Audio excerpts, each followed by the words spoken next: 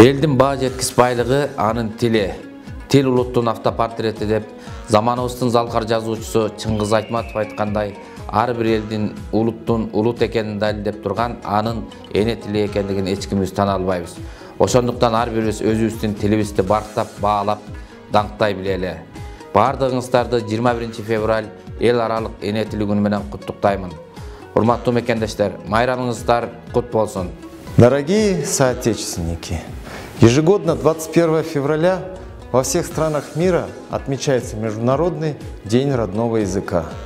Этот праздник необычный, но очень важный. Поздравляю всех с Международным днем родного языка. Тил улуттун тарихы, жетистиги. Әр тил өз бойында улт тарихын, дәстүрін, мінезін сақтайды. Ақыл ойын дананын ана тілден аламын.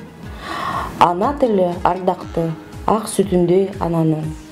Халық аралық ана тілімен құттықтаймын.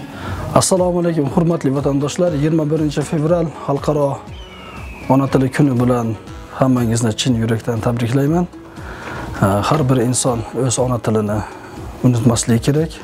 Har bir inson o'z ona tilini qadrini bilish kerak.